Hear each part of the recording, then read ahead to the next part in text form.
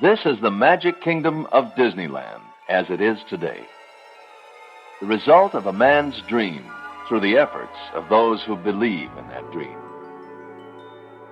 This is the charming, enchanting Disneyland. The moment you set foot on its magic soil, you feel the presence of an entirely different world. A world of fantasy, a world of fun, and a world of beauty. Much of Disneyland's beauty comes from its landscaping, which is the subject of this presentation. It did take magic of a sort to transform 165 acres of flat, windswept land in Anaheim, California, into Disneyland, a magic kingdom of mountains, lakes, forests, lawns, and gardens known the world over. From the very beginning, Walt Disney was keenly aware of the importance of imaginative landscaping in the park. Today, Disneyland charms visitors from all over the world with its unusual display of horticulture. During the hectic months of 1955, when Disneyland was being completed, and in the years following, plants from many lands were collected and moved into the park. With few exceptions, they have survived the transplanting and have thrived in their new home. A typical example is this Erythrina caffra, more commonly known as the South African coral tree. This particular coral tree arrived at its present site Peter Pan fashion, by air. The magic wand was a 50-ton crane which reached over the stream to pluck the tree from the Tahitian terrace and waft it to the boat dock. Washing the soil from the root system reduced the load to a mere 12 tons.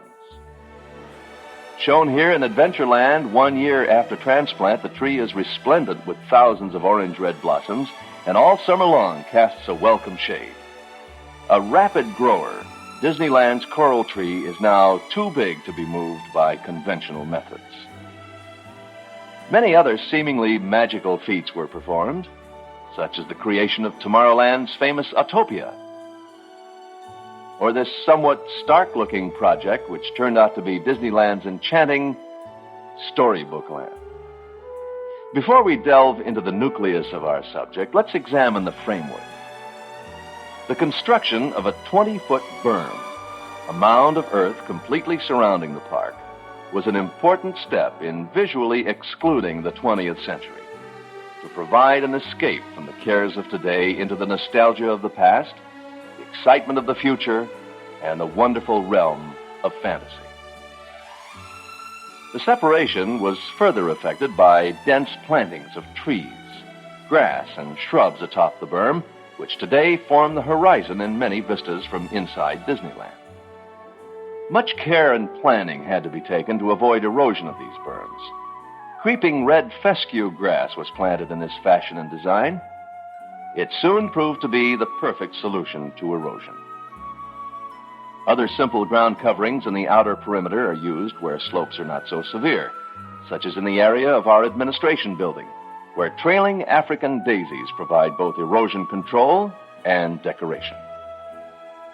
To separate the administration building from the parking lot, rapid-growing oleanders were planted here. Oleanders can be trained in various forms, either as shrub, hedge, or tree. Though young growing plants benefit from ample water and fertilizer, a full-grown oleander can exist with surprisingly little of either. So much for the framework. Let's get inside. Here at the main entrance theme planter, the smiling face of Mickey Mouse welcomes more than 10 million guests a year. Mickey is outlined with gray Santolina and flanked by golden champion pansies. Mickey's face is done with purple and white alyssum, kept in bloom the year round. As we look to the right of the planter, we see a holly leaf oak tree, comfortably surviving within the surrounding concrete and the confines of a brick tree well, generously decorated at this moment with a bed of yellow pansies, which during the summer is substituted with yellow nugget marigold. As we enter Town Square, we see that an abundance of pansies are in bloom. Disneyland pansy beds are planted from flats containing 49 plants per flat, with a maximum spacing of 8 inches to create a maximum show of color within a period of 8 to 12 weeks. During various months of the year, you'll find the center of Disneyland's Town Square generously planted with chrysanthemums, surrounded by freshly planted pansies. The mums are treated with a growth regulator to reduce height and increase flower size. This area, as in most Disneyland flower beds, is completely replanted with seasonal flowers at least 3 times a year. In the background are 2 of several Brazilian peppers to provide shade and beauty in the town square sitting area.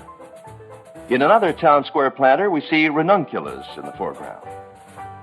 Along with having a flagpole, sidewalks, and enough space for band concerts, our town square also has 2 thriving Indian laurels, the official street tree of the city of Los Angeles. There are more than 300 shade trees in Disneyland's public areas. Along Main Street, you'll see a small, graceful, and nearly evergreen form of the Chinese elm, widely used across the United States because it's strong and fast-growing. In Disneyland's case, however, a special growth retardant spray is used to maintain the size of the trees in keeping with the 5/8 scale of Main Street buildings. When allowed to grow naturally, the mature Chinese elm reaches a height of 25 to 40 feet with an equal spread. Although briefly deciduous, the shape of this elm's limbs is still intriguing. The Chinese elm will provide shade 10 months out of the year. This blossoming pear is a sight to behold during the months of late January to early March. This tree must be pruned immediately after flowering to encourage new growth for the following season. Disneyland prunes the flowering pear to follow its natural growth habit. The fallen petals of the pear tree enhances the setting of these lovely primroses, pansies, and candytuft.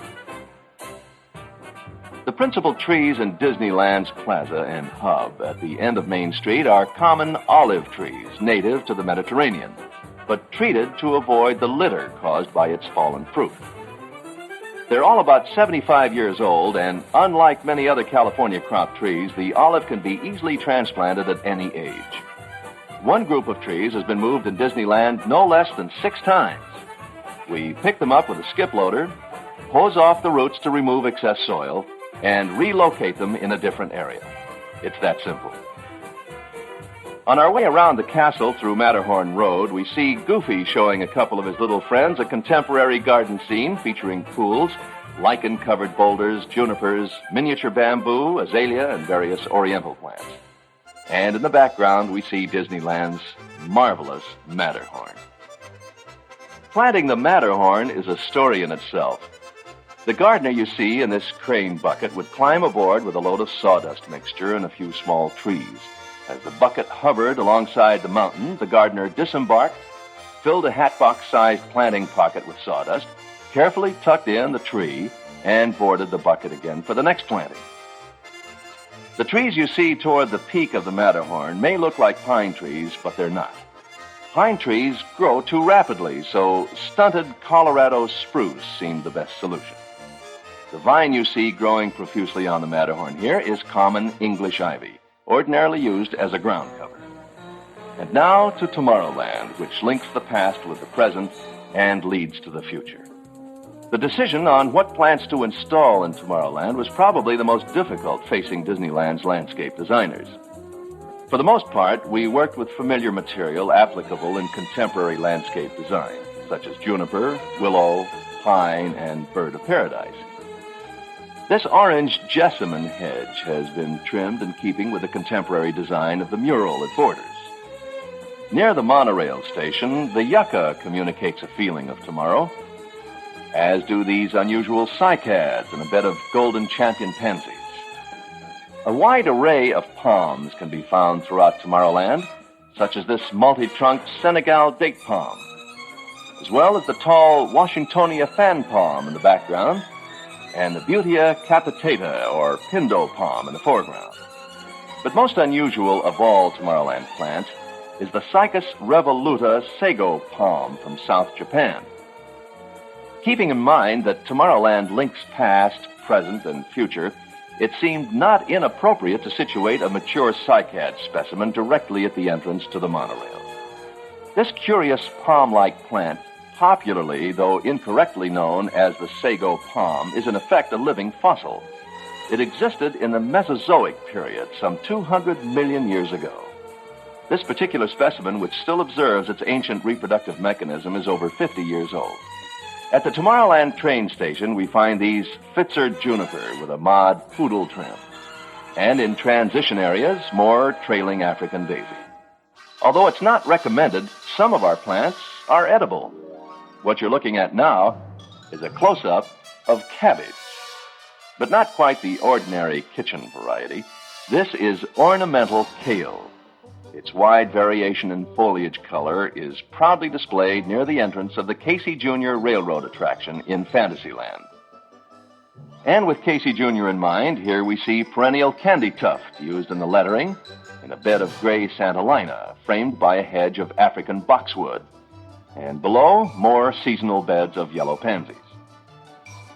Storybook Land is probably one of the great challenges of our landscapers and gardeners. The scenes here are constructed on a 1/10 scale. Conventional landscape treatment would soon have swallowed up all the little houses. Japanese bonsai culture might have provided a solution, but it would have been prohibitively expensive to cover the entire area. Instead, plant material with very small leaves and a relatively slow rate of growth was selected and planted without removing the plants from the containers. Normal growth was thus inhibited, and although in some cases containers disintegrated after 4 or 5 years, most of the plants have been permanently retarded.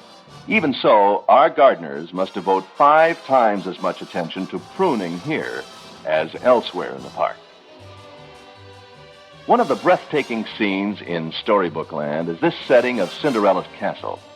We see Peter Pan Island with its dwarfed eucalyptus, rosemary, and eugenia, and a crazy quilt of cacti and succulents, featuring red-spiked ice plant, 3 varieties of sedum, and many varieties of echeveria.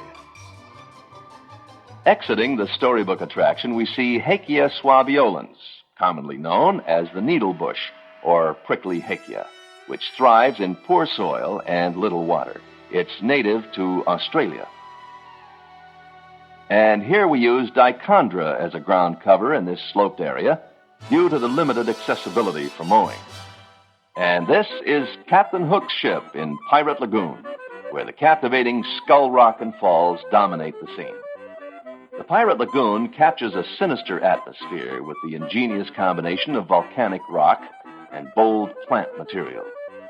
Dressing the set are Senegal date palms, giant philodendron, evergreen grape, and asparagus fern. Behind Skull Rock, we find philodendron, saloom, and kangaroo tree vine, with a backdrop of ficus and hibiscus. Healthy plants growing in small containers are common in Disneyland. These in the Pirate Lagoon are just a few examples. This is a concept that might be adapted by owners of hillside homes in Southern California.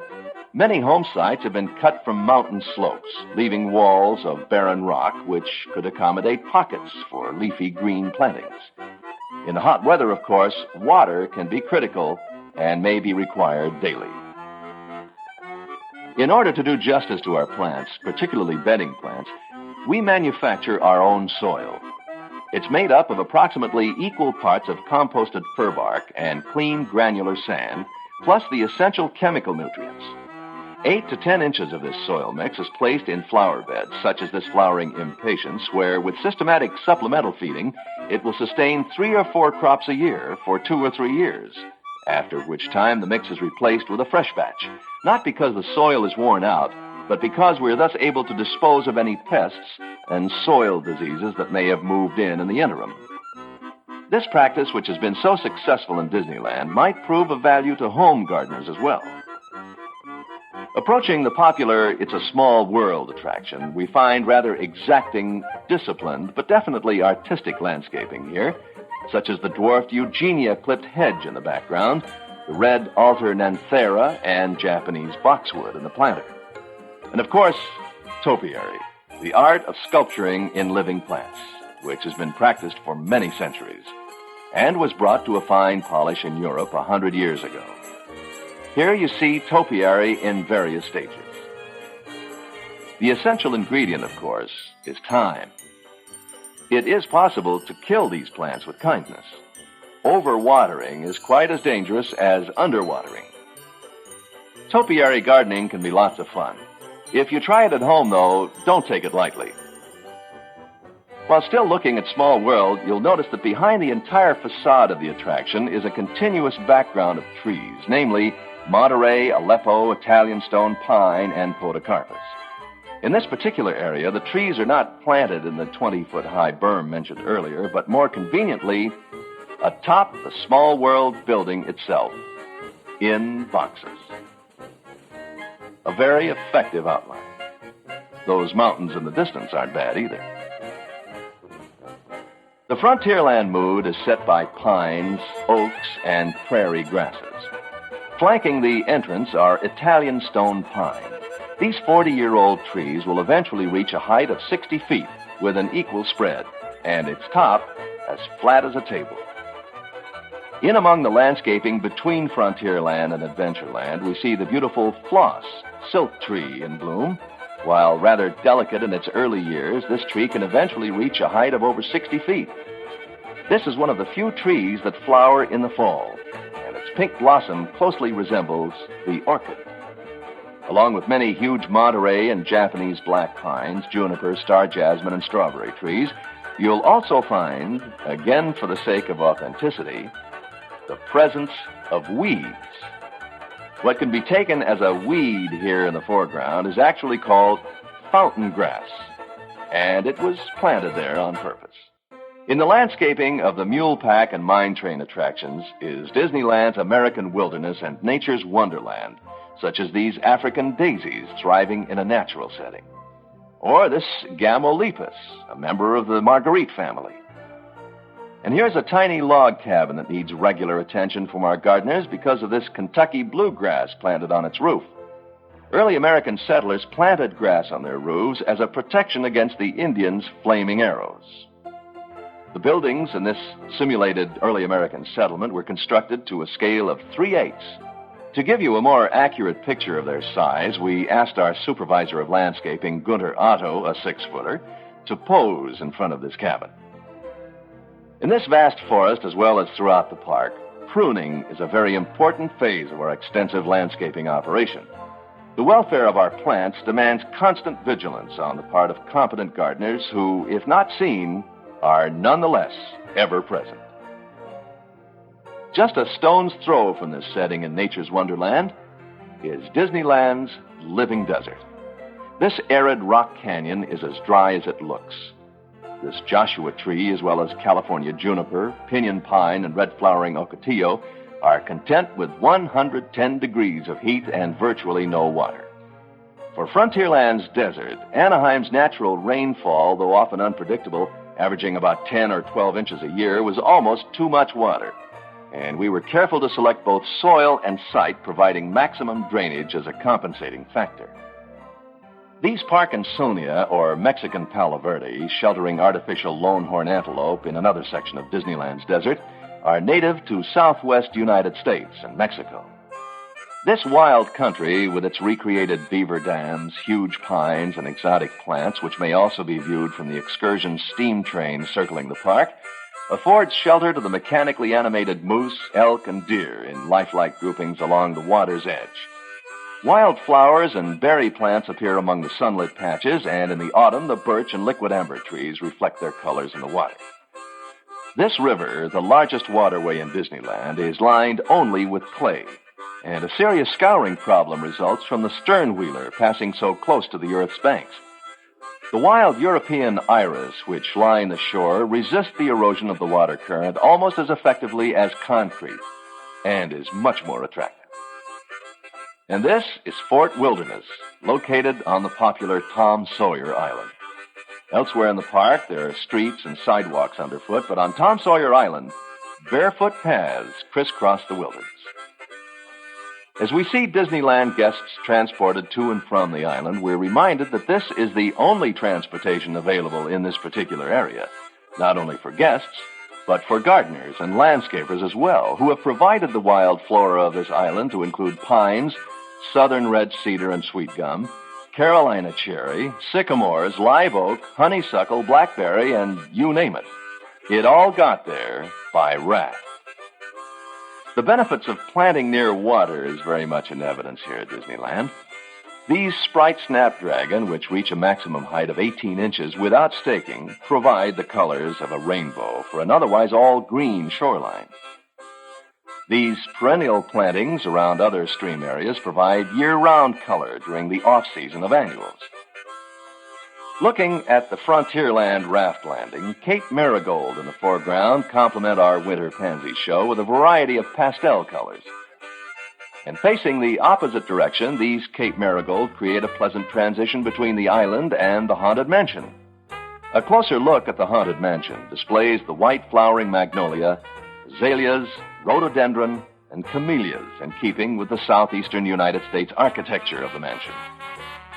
This nearby flower bed also houses cork oaks from southern Europe, the bark of which produces the same cork used in commerce. No longer in need of supporting guy wires, today these cork oaks display themselves proudly on their own. The New Orleans area offers much in the way of interesting landscaping and plants. Even in the most out-of-the-way corners, you'll find some sort of creative planting arrangement to please the visitor.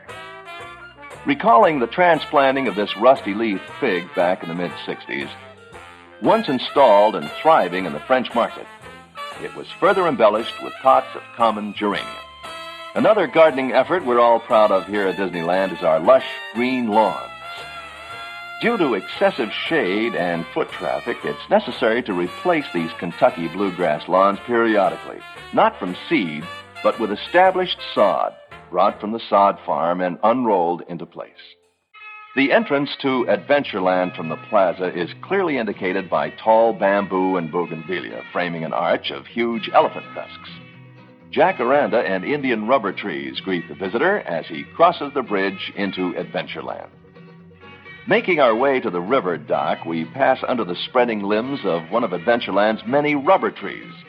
This one, officially known as Ficus elastica, is one of 20 different varieties of rubber trees found in Disneyland. Beyond the sheltering leaves of the rubber tree, we spot 4 curious multi-headed palm-like trees decorated with primitive masks. These dragon trees, actually of the lily family and known as Dracaena, meaning female dragon, come from the Canary Islands and grow to heights of 60 or 70 feet. As you bid a fond farewell to dry land, you prepare yourself for the boat ride that will introduce you to the amazing audio-animatronic animal actors and headhunters of the wilderness, as well as to the plant wonders along the way, such as the majestic New Zealand tree fern at the left. The plants in our man-made jungle include hundreds of species. Many are actually indigenous to the locale they represent. Kapok trees, jacarandas, palms, and philodendrons from South America. Rubber and orchid trees, ginger lilies, and tiger grass from India, and so many more, too numerous to mention. This Sparmania africana is a rare specimen since it can survive only in a true jungle atmosphere. Our gardeners are most gratified at the thought that the survival of this plant could very well indicate a compliment from Mother Nature. As Walt Disney often said, Disneyland will never be really completed, as evidenced here by the current construction of the forthcoming Bear Country attraction. As we enter this busy area, we observe the construction of a new forest area. In keeping with the Bear Country theme, we find our landscapers installing deodar, Monterey, Aleppo, and Canary Island pines, along with elm, liquid amber, and coast redwood, some weighing as much as 22 tons. In a very short time, this melange of raw materials, construction workers with heavy equipment, meticulous gardeners, and a goodly amount of tender, loving care will soon be magically transformed, as was the rest of Disneyland, into a wonderful world of fantasy.